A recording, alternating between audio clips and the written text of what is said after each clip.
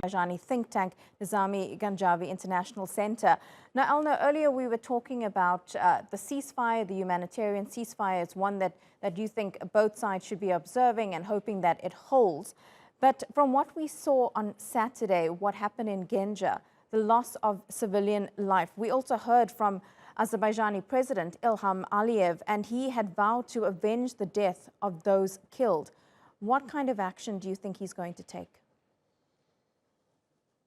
I'm sure, definitely, I'm not aware of the specificity of the actions that the government can or might take now. But what I'm sure about, definitely, it will be fully in line with international law. But this is because there's a fundamental position of Azerbaijan that all our actions, even our approach, is in line with international law. But you have rightly mentioned that what happened last night in Ganja is the war crime. It fully, basically, in full definition, it fully complies with the definition of the war crime as it is reflected in the Rome Statute of International Criminal Court. In fact, this is for us, from our side, this is the sign of desperation. The Republic of Armenia is demonstrating that it's hitting the purely residential area in a city outside of the conflict zone, which has nothing to do with the battlefield. This is I think that there are a couple of reasons that they are trying to pursue by hitting Ganja. The first one definitely is to engage the third parties in the conflict. The second, I would say, is to show a sort of win to its own population. And the third one, I would say, they are trying to spread the fear among Azerbaijanis and the residents of Ganja. But I would say all of these three targets, they are terribly failing in achieving this. Now, the Nizami Ganjavi International Center that you head up tweeted, "The tragedy for everyone is that the mechanisms for fixing crises like Nagorno-karabakh seem to have broken down. In the absence of global leadership, local conflicts are left to expand." What do you mean by this, and what do you want to see the international community do?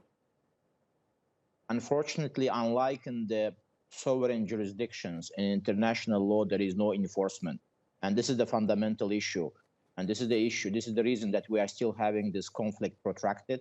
Because, as you know, from the legal point of view, there is no conflict. The conflict is solved from the law point of view, at least because there are 4 Security Council resolutions. And this is the ultimate judgment you can get in international relationship. As you know, UN Security Council resolutions are mandatory and for all UN member states, and Armenia is openly denying the UN system, is openly rejecting and refusing to abide by the international law.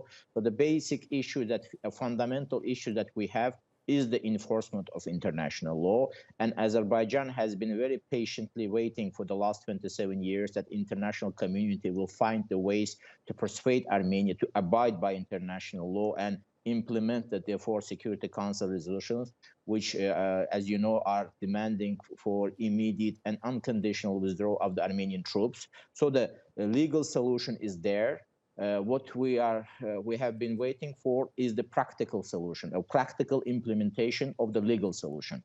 And that was on the agenda and was on the table for the last 27 years. But I think that we have exhausted our patience, as Mr. Pashinyan basically have clearly expressed that he is no more negotiating the peaceful settlement in terms of the international law and in terms of the Madrid principles, basically denying everything which has been achieved so difficult in a so difficult way over the last 27 years. So what we are lacking in terms of the conflict resolution is definitely enforcement. We are not lacking the judgment. We are not lacking the legal judgment, but we are lacking the enforcement. Okay. Elnur Aliyev live to us there from Baku. Really appreciate your time. Thank you.